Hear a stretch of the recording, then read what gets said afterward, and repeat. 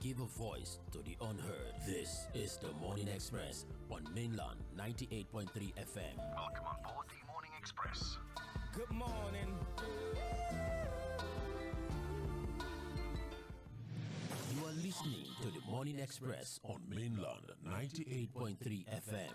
Good morning.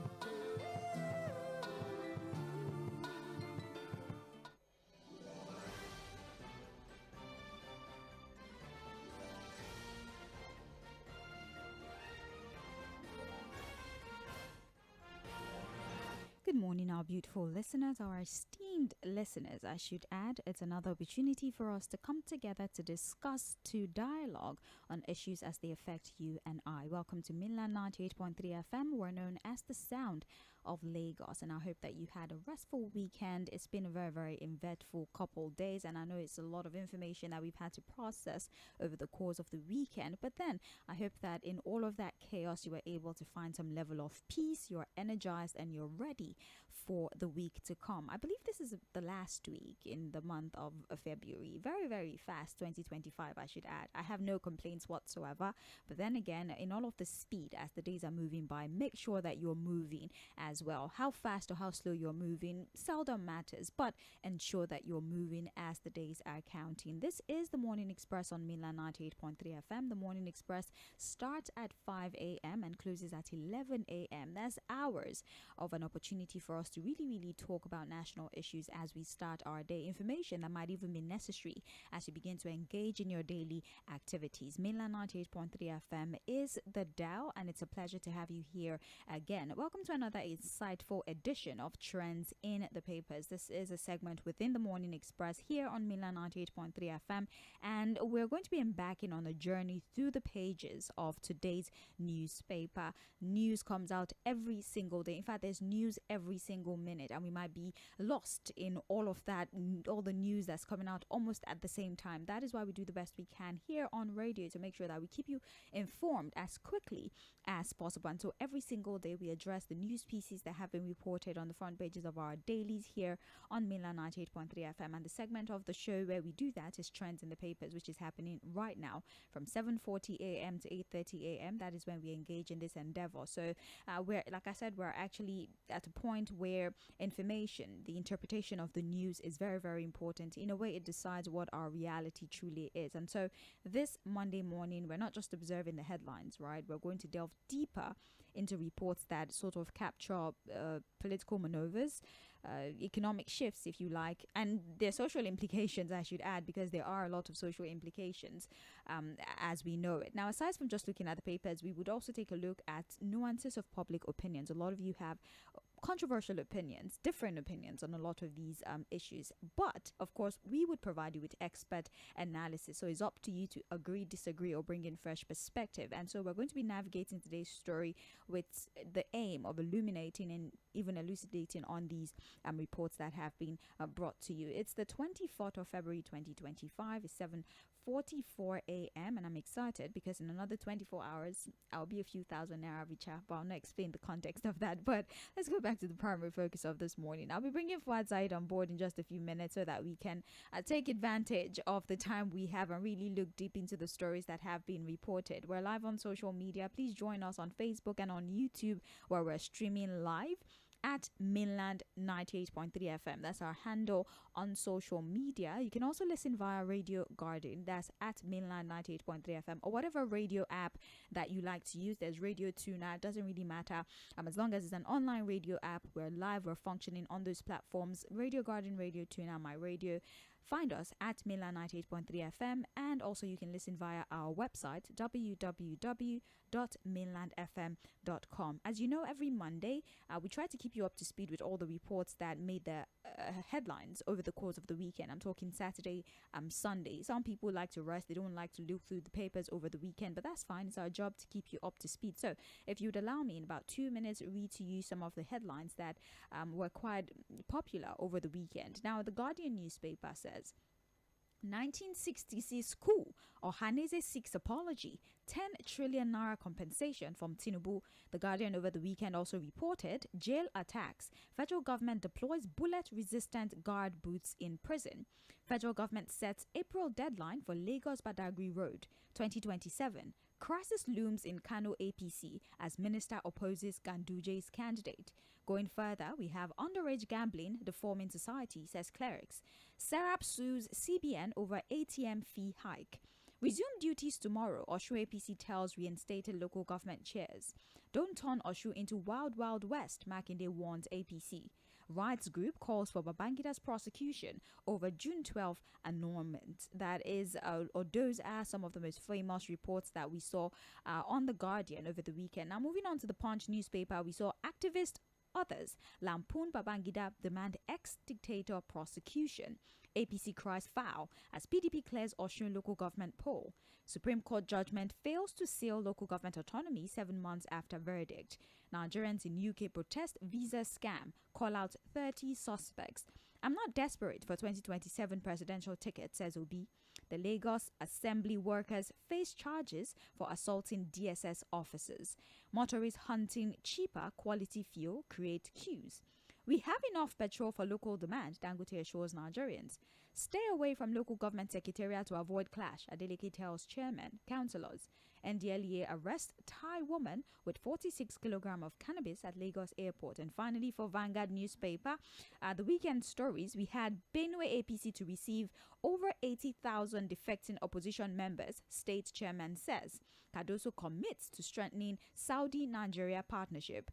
Looming telecom blackout. ATCON warns of network collapse over diesel shortage. 10th National Assembly will deliver people-oriented constitution, Deputy Speaker Kalu.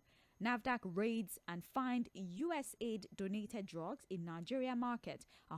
11,000, shops shut. Wike DS PDP National Working Committee says South will not hold another zonal congress. FRSC confirms 12 dead in road accidents in Niger State.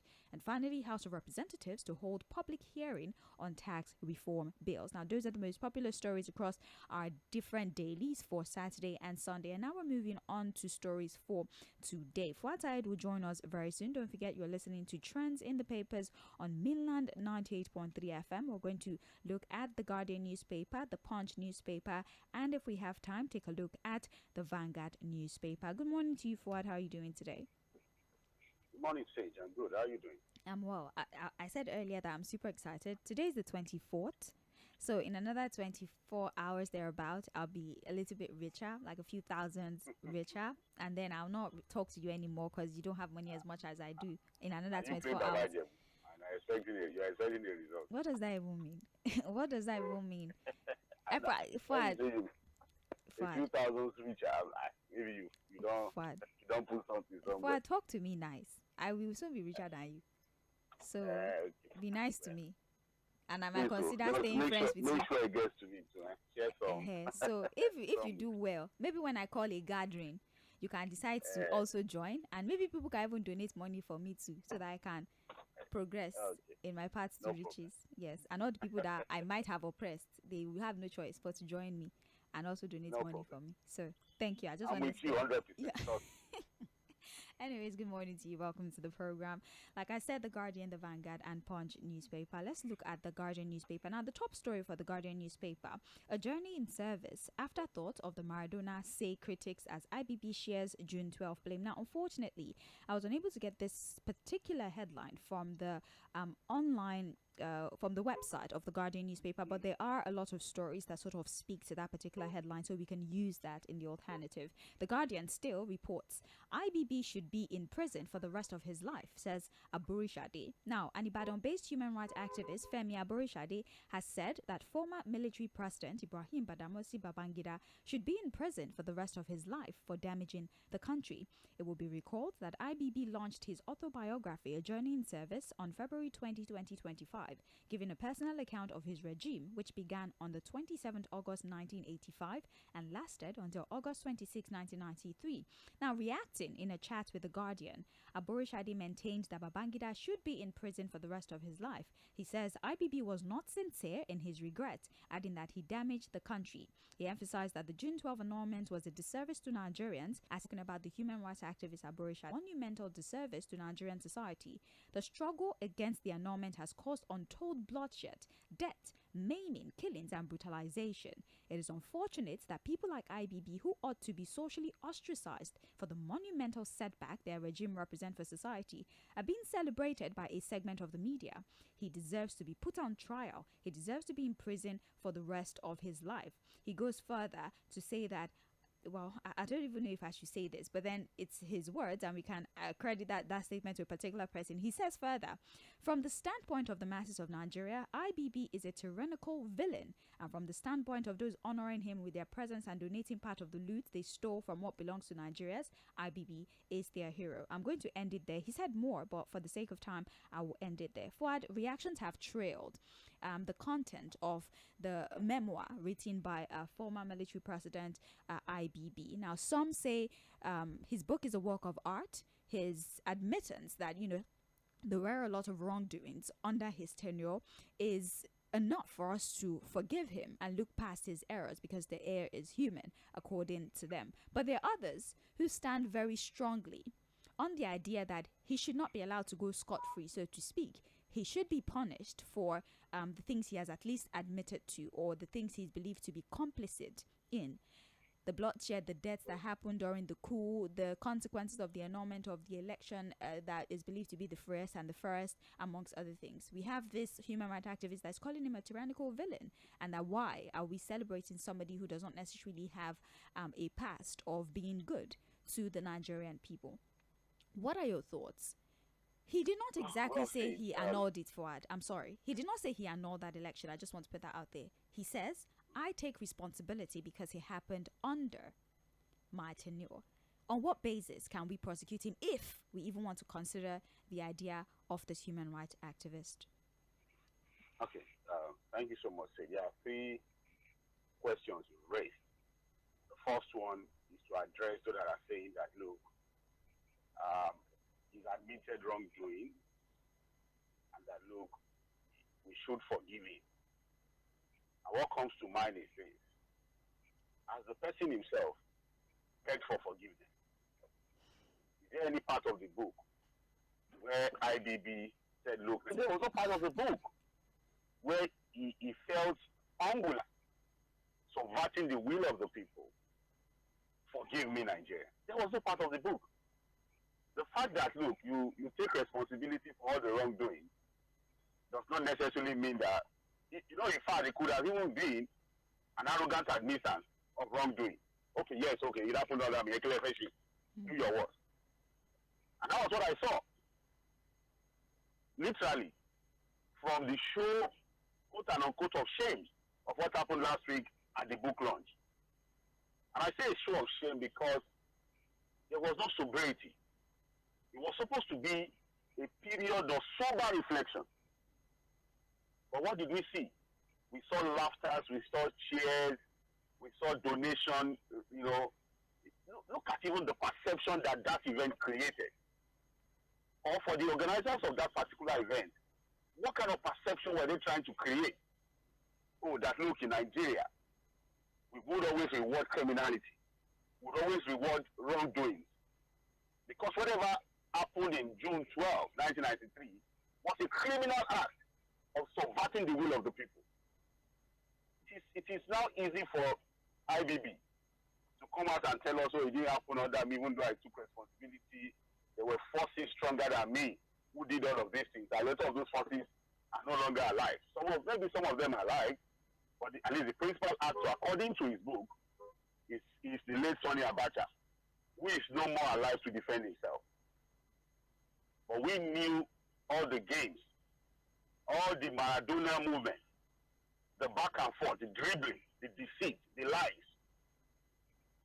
That was the hallmark of the Babangida 8-year regime as military head of state and later military president. I don't even know what that means. But here we are today. We don't have a culture. And to the activists who say, oh, it should be in jail. Well, again, do we have a culture of punishing our leaders who have wronged us? I don't think there's anywhere in our history where we've had to punish any of our leaders who wronged the state. Not just the people, the state. So, again, a lot has been said about this book. For me, I see it as a book of lies, a book of self-deceit, a book of half-truths. But again, that's the story of IBB. That's the way he wants to tell his own stories. It's his story. It's not my story. But because of the stories, the things documented as a compilation of lies, a lot of lies, it's very easy to detect. And that's why some people are even saying that, look, whoever wrote the book for IBB did a lot of the service again to the ingenuity of IBB. Because IBB is a person that would have told a better lie, even if he wanted to lie. So it probably was a shoddily done job. Probably IBB never had an opportunity to properly proofread the book.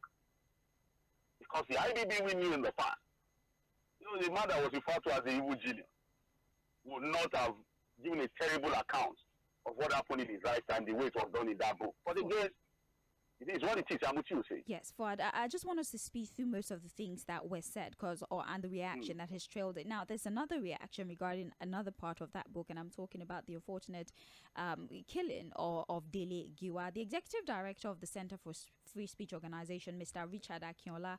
He faulted claims by IBB over the murder of the founding editor-in-chief of Newswatch, Delegiwa. Akinola, in a statement titled "Delegiwa, IBB Lied," said, and I'm quoting now, "I can understand the denial of General Ibrahim Babangida of his innocence over the murder of Delegiwa. It's expected. Have you seen an armed robbery suspect charged to court, pleading guilty in court? It's a matter of self-preservation. Even Major Gideon Oka, who announced on radio the ouster of Babangida in the abortive coup of April 20, 1990, pleaded not guilty before the military tribunal. So Babangida's denial of his government involvement in the murder is understandable. However, in doing that, he doesn't have the latitude of revisionism by deliberately misrepresenting fact. I make reference to of such." He goes on and on to talk about other parts, but the part he focused mostly on was the death of Delegiwa, the reporter. Now, there's been a lot of stories regarding what led to Delegiwa's death, but then one recurring fact is that that particular letter bomb bore the seal of the president, and it's believed that not everyone would have access to the seal of the president except people within government. The process with which it was delivered, the strategic method with which that particular assassination, so to speak, was carried out is not something that an ordinary person can do. But we have IBB once again claiming that he knew absolutely nothing about the death of Delegiwa, and that claim is something that many also do not believe. What do you think, Fuad?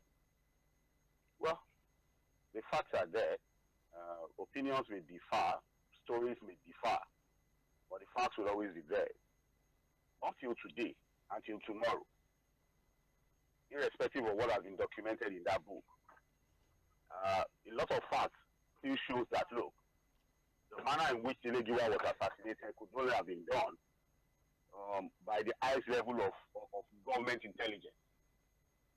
Although even IBB in the book has said that, even if he was going to be killed by the government, there was no way they would have left a trail the way they did, because again, it was said that the Ewilo bore the seal of the presidency, and that, look, a covert operation as to trying to assassinate a journalist by the government would not have been poorly done. But again, at least, God has spared some of these people's lives to see the effect of the wrongdoings they did when they were in government. Whether they are sober about it or not, that does not really matter again. But at least they are alive to see how damaged the country is. And a lot of the damage we see today as a result of what they did, their indiscretions, their terrible behavior while they were in government. A lot of the corruption we see today, are as a result of the things they created. How they institutionalized corruption in the country. Created emergency billionaires, subverted the will of the people, sold national assets chiefly to their friends and cronies at the detriment of what is supposed to be a cautious and deliberate effort to build Nigeria. And while they were doing that, while they were, throwing around the resources of the nation, the commonwealth of the people. Some other nations that were at the same level as Nigeria at that time were judiciously using the resources of their own countries to develop their country, building infrastructure, positioning those countries for greater tomorrow. And look at the story of Nigeria today. Look at the story of those other countries. We've made a lot of money from oil. See, I'm sure in the papers you've also read about the fact that, look, please go on ahead and address that as well. Because yes, Babangida justified the $12.4 billion Gulf oil windfall mismanagement report despite Okigbo's report. So please, you started talking about it. Go ahead and clarify that. Now, you see, his 8-year period, for example, was the period of what was called the Gulf oil windfall. There was the Iraqi-Kuwaiti war that led to huge sale, especially for amongst oil-producing nations, of oil. So there was that huge profit, huge proceeds from oil that came into the country. The Pius Okigbo report said we had about $2.4 billion. Again, Sage, don't mistake it. The $2.4 billion of that time would well amount to over $500 billion today, or even $1 trillion. We made all that money, but what do we have to show for it? Even in his book, IBB was not able to pinpoint specifically what was done with the oil proceeds of that time. He said saying there were projects, so the reality is they say, because there are people who have told us, oh, let's just move on with our life. The only thing we should ensure is that, look, the mistakes of yesteryear should not repeat itself. The reality is that, look, we don't have a closure yet. And the easiest way to have closure to what happened in the past is to get people punished. But do we have the willpower? Do we have the commitment to punish people? That's the big question. So, again, it has been documented. It's a book of history that people should read. What we say and conclude, and a lot of analysts, well-meaning Nigerians, some of them older than us, respected journalists said that, look, that's Johnny in Service, the autobiography of IBB, is a compilation of lies.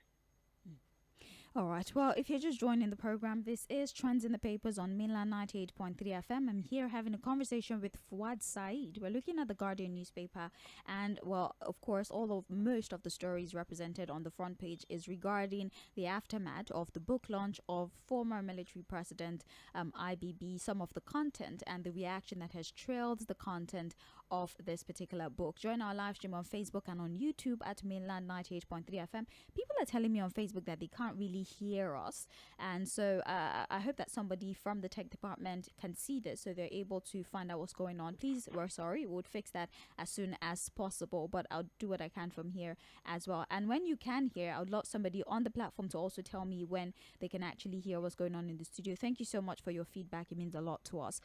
Please, also, you can listen via Radio Guardian at Mainland 98.3 FM. You can listen via the websites www.mainlandfm.com. My name is Sage Babalola. We're going back now to the papers. Now, still speaking about some of the consequences that has trailed that particular book, we have the Guardian also reporting 1966 coup, Ohaneze 6 apology, 10 trillion naira compensation from Tinubu. Following the revelation by former military president General Ibrahim Babangida during the launch of his book, A Journey in Service, that the 1966 coup was not an Igbo coup as alleged, the Igbo apex group Ohaneze Ndigbo on Sunday demanded an apology and 10 trillion as compensation from President Bola Tinubu to Igbos. The group noted that the coup unleashed disastrous repercussions on the Igbo people amongst other factors, which ultimately led to the cataclysmic horrors of the Biafra War.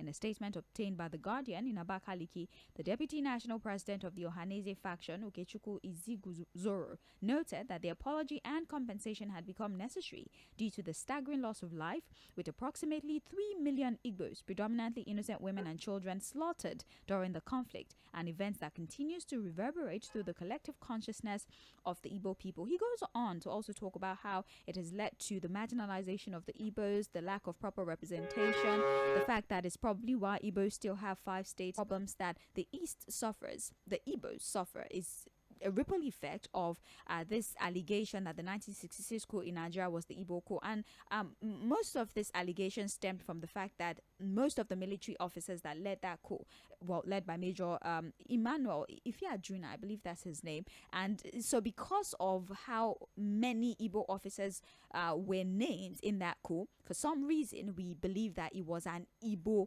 coup. And just because people from certain extraction dominated a particular movement does not mean that the entire region was in agreement for that activity to take place. And the Igbos are saying, well, since IBB has claimed that it was not an Igbo coup, it was just a coup, they're asking for an apology and they're asking for 10 trillion naira in compensation. Fuad, what are your thoughts about the demand of Ohanaeze Ndigbo, and will this be able to rectify the wrongs that have been listed, the ones that have been meted out on our Igbo brothers and sisters? Sage. Yes. All right. Again, Ohanaeze has the right to believe who they want to believe. And since they've chosen to believe IBB, because again, I don't really know why IBB had decided to reference the January 15, 1966 coup, which was the first military coup in Nigeria. And this is a very simple question.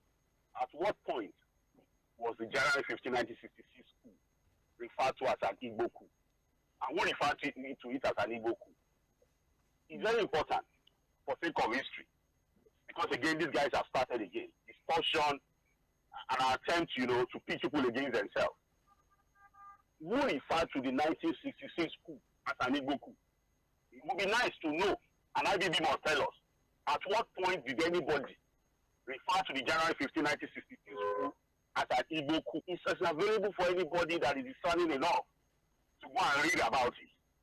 I thought I was trending over the weekend. The person, this was a coup that was organized by 5 major from the Nigerian military, well-trained, well-educated, who saw themselves as revolutionaries. And it was led by Major M쏘ɪᴜ. That's his name. The fact that he bore an Igbo name does not mean he had an Igbo orientation. These were young guys. Ifeajuna was one of them, major. Yeah. Ademola Ademoyega, a Yoruba man, also part of the 5 majors. I don't remember the other 2. But these stories are well documented. In fact, the only surviving member of that coup,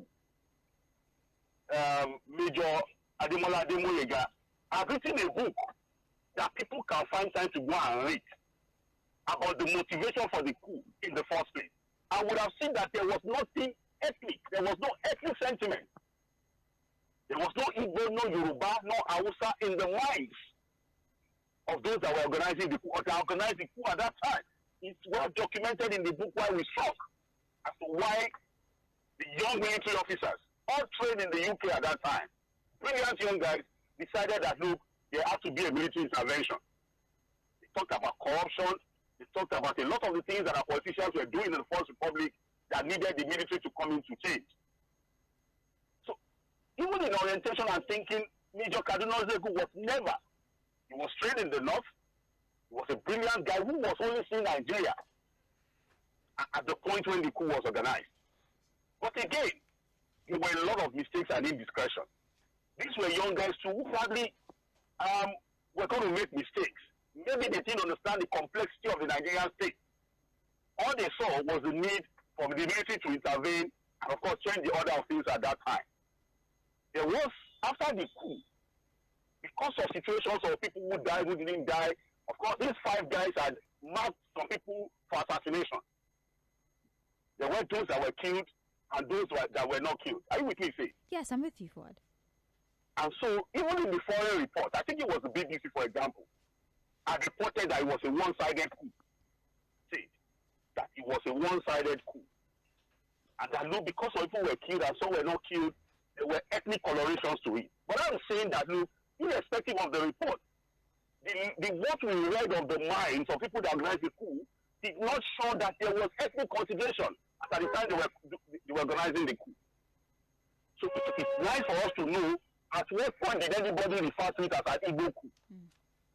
And who said it? That's number 1. Number 2, when the coup failed, of course, the aftermath of the failure brought in Major General Aguiyi Ironsi as the head of state, an Igbo man. And I must say too that there were a lot of mistakes that were made. In his own mind, there was a need to create a more united Nigeria. And so, the regional system of government at that time became somewhat of a unitary system of government because the military understood a central command. That was when we created states. And of course, there were accusations and counter-accusations whether the government was more favorable to the Igbos or not. But the reality is that, look, the mistakes have started from January 15, 1966 to the Aguiyi era, which eventually led to a counter-coup. Then, of course, they failed into the Nigerian Civil War. So, where did the Igbo conversation of it being an Igbo come up? Look, the reality is that, look, in every side of the story, mistakes were made. And I thought that, look, would have moved on from that mistake to now talking about the Nigerian state. So for the organization to say, I don't know where the trillion will come from, 13 trillion, about much, 10 from trillion. Tinubu, don't know where that is coming from. And an apology to the Igbos. The reality is that, look, a lot of mistakes were made. Even Ojukwu, at some point in his life, admitted to making some mistakes about the Civil War that led to the killing of millions of Nigeria, needlessly. A lot of mistakes were made. The war could have been avoided, but it was supposed to be a learning call for us as a people to say, look, we will never have any civil war again. In fact, that is the reason why you have a lot of Nigerians who are so tolerant of the current day shenanigans from our politicians because of the lessons we learned from the Civil War. We have learned lessons from the Civil War. That's why a lot of Nigerians are always saying it is better to judge than to war what you say, really. From the January 15, 1966 coup, and after the Civil War, because of time, we can't go into that details. But I think that aspect of the book, of that could not be an Igbo coup, okay, it may be some truth, but the relevance, I don't know. And it will be nice for anybody to come and tell us who referred to that coup as an Igbo coup, and why we are talking about it at this time now. A lot of things have happened after that. Yes, we still have conversations around equality, about marginalization of the Igbos. That's why some of us think that is to create some form of balance, let there be at least 6 states in the southeast. But after so many years, are we not supposed to have moved on with it? We've had governors who have been produced in the east, who have also made a lot of money. Look, we'll continue to have conversations around equity, fairness, and justice. But I think that, look, the easiest way to create equity, fairness, and justice in the country is for us to have good governance at all levels, from the federal to state and local government level. Have the leaders of the Southeast also been able to create equity, fairness, and justice for their own people? It's not a Nigerian thing. And so the Nigerian state cannot be held accountable alone. It is the collective responsibility of all politicians at all levels to create equity, fairness, and justice for their people, which they are failed to do. Thank you, Fuad.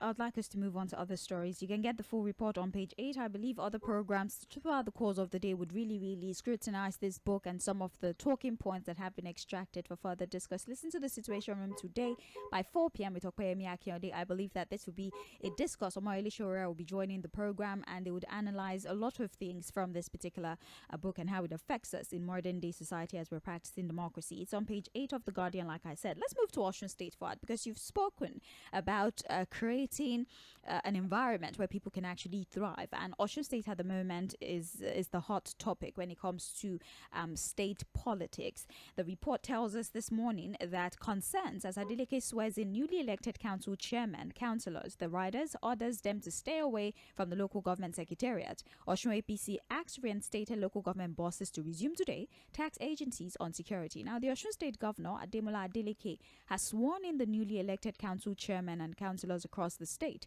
Special advisor to the governor on SDG and multilateral relation, Banks Omishore, who disclosed this yesterday, said that Oyo State Governor Seyi Makinde and his Bauchi counterpart Bala Mohammed were in the state in solidarity with Adeleke. Swearing in all the local council chairmen and their councillors is now ongoing. Governor Seyi Makinde of Oyo State and Governor Bala Mohammed of Bauchi State on their solidarity visit to the honor said on their X account. But the governor has directed the chairman and the councillors to stay away from the council secretariats to avoid a breakdown of law and order in the state. He also charged the officials to work within the manifestos of the PDP, noting that his administration is transforming the state for the better.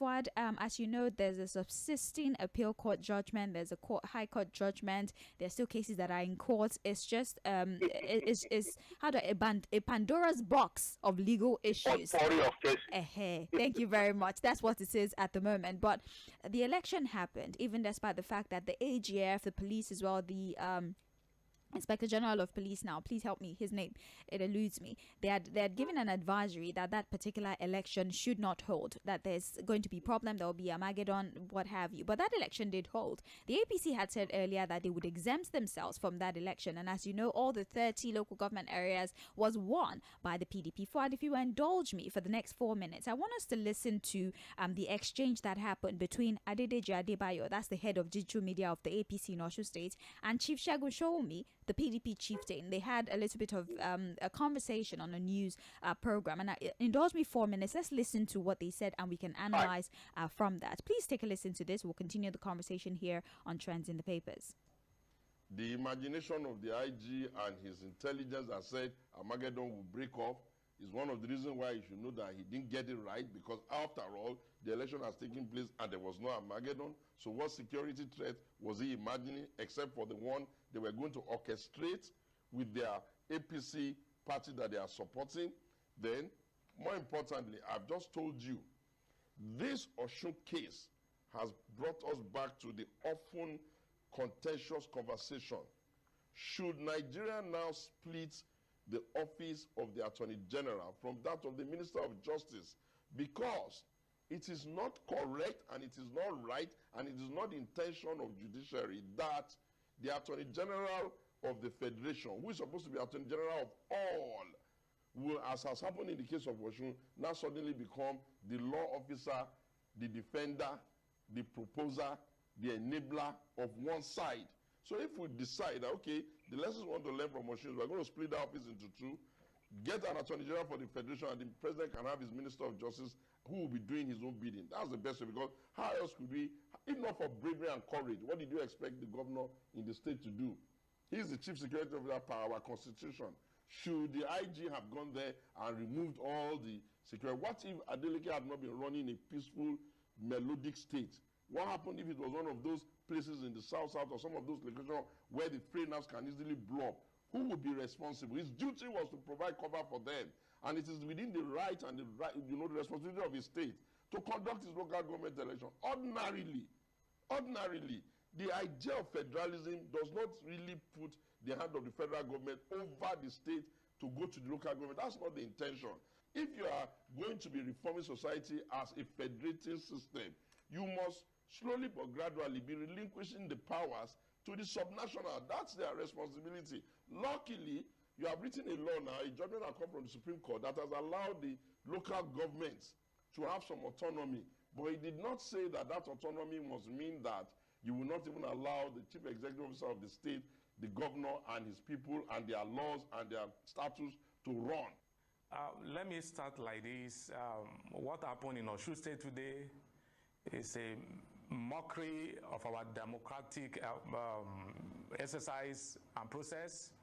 It's a mockery of the constitutionality of Nigeria. It is a mockery of the rule of law. It is an affront on the Constitution of Nigeria that is capable of leading to anarchy and chaos. Before today's events in Osun State, there have been a lot of issues that actually got the intervention of the Inspector General of Police and the Attorney General of the Federation. This will be the first time in my adult life anyway. This will be the first time that in Osun State particularly, where I come from, a state government will defer such important and friendly adversaries from chief police officer in the country. Let me now take you back to what happened in Osun State today. Of the people of Osun State, they stood for rule of law, they stood for equity. They identify with the Court of Appeal judgment, and they stay away from the charade, the sham, the shenanigan that the government of Osun elevated today, conducted today. If you check everywhere, I came from Osun today. I left Osun State around 5 o'clock in Oshogbo. We monitored the election in Irebole. Nothing happened there. In some areas, pockets of area, particularly in Ede, where the governor comes from, it was a rehash of what happened in July 2022 when people voted without accreditation. I've listened to Governor Adeleke speak there, and I could tell you from what we have seen, Governor Adeleke voted in that election without any accreditation. Without any accreditation, he just went they gave him the ballot paper and he went to vote. Printed ballot papers.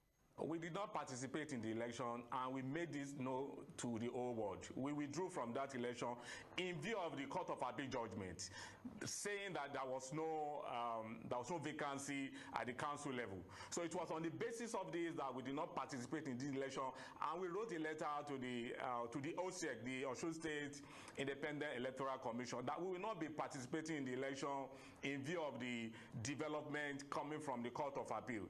There is no vacancy at the council level. Okay, our chairmen and councillors that have been reinstated, to office have since resumed to office. So no basis for any election. If you they only declare and your agents were not allowed to participate, that would be a different thing. If you had sent your agent, then your agent would have said, okay. Chief Fᴜᴜᴜ, yes, sir. Chief Fᴜᴜᴜ, people of Osun will be. All right, gentlemen. People of Osun will be laughing at you. Okay, gentlemen. The position you are taking this evening. Gentlemen, really? If I may comment. I take the position of APC when I'm a PDP man, you are funny. The question I'm asking you is that were your agents there? You had a duty to send your agents there. You had a duty to mobilize your supporters. Chief Fᴜᴜᴜ, so how did you know? There was no reason for any election. If I may come in here. If I may come in here, just a moment, that does not mean that we will be gentlemen. Lives on the national. You told lies on the national TV.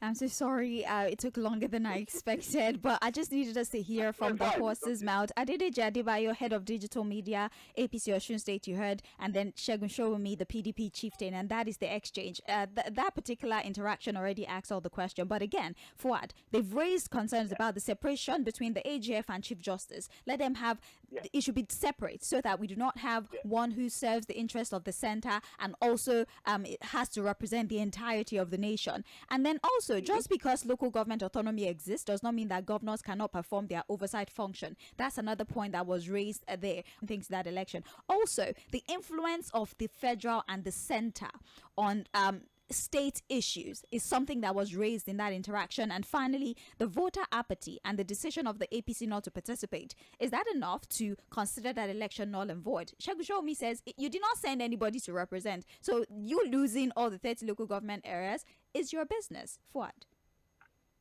Well, very brilliant pick on this on the soundbite we just listened to. 4 key areas. The first one, this advocacy, this call for the separation of the Minister of Justice, the office of Minister of Justice, from that of the Attorney General of the Federation, because of the partisanship we've seen in the past, and we're still somehow saying in the way things are handled by that particular office, because so that the Minister of Justice can be an appointee of the President and do the bidding of the President, who also sees himself as the leader of a party. So he can have his Minister of Justice who continue to do his bidding as he understands when it comes to legal guidance and all of that. And then we have the AGF that cannot work for Nigeria, who is non-partisan, who is non-aligned, who only interpret the law the way it should be interpreted and ensure that all his actions are done to protect the rule of law. Because when the AGF, Baba Fágbèmí, recently was saying that, there should not be an election, if it is conducted, it was going to be legal, blah, blah, blah. And I said that, look, if you have disagreements of this nature, it's not, yes, the AGF can give an opinion, but it cannot be an alpha and omega on the matter. It cannot even be the judge and jury on the matter.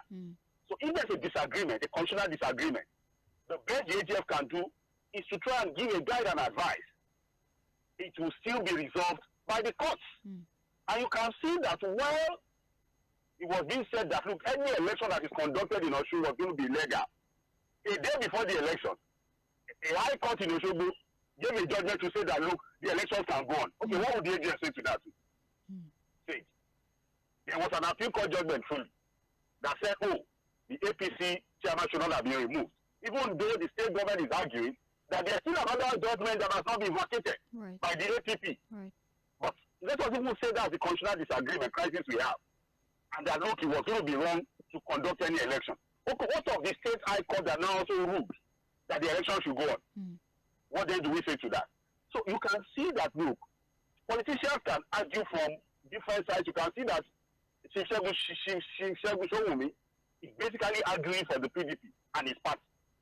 The other man too is basically speaking and arguing for his own party, the APC.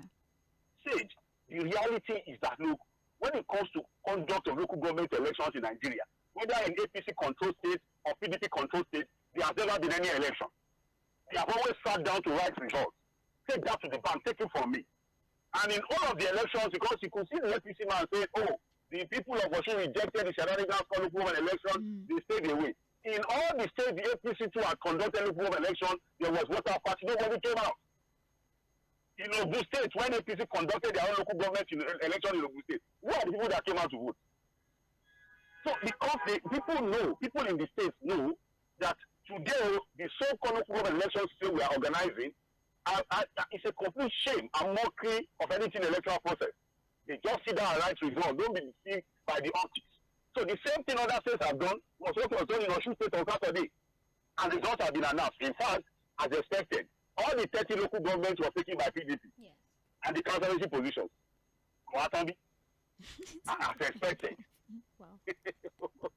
So at the end of the day, this constitutional crisis we have, because Osun State is on the edge now, see. And like the governor of Oyo State is saying, we should be careful. We don't want to have a repeat of the old Wild West that will start from Osun State. The APC are now telling their chairman, go and resume in the local government and take over. The PDP said they've conducted another local election that has been won by all PDP members. All councillorship won by PDP members. Although the governor has told the people, don't go to the local government, don't worry, leave it for them. Let them hold the building. We will still run our operations. But what we are saying, already about 8 people have been killed. Right? Sage. Yes. We are begging our politicians. We again is to just appeal to them. Because what we are supposed to have now is to ensure that there's a constitutional resolution of this crisis. Because we still have to have a final say. And that we need to just beg our politicians. Because at the end of the day, if you put 10 lawyers in the same room on this or same matter, they will bring up different interpretations of the same matter. If you understand what I'm saying. Yes. So, but are there politicians that in their desperation to continue to hold on to power, which is intended really to continue to control the resources of the state, they should not burn down this country for us.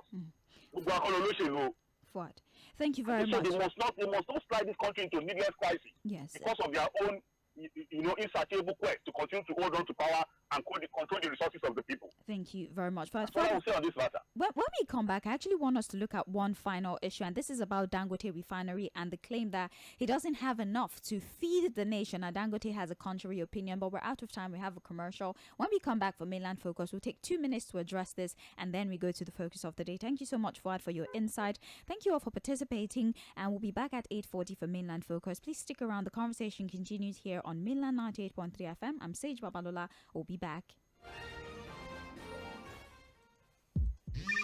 Hi, Emeka. Yemi, I learned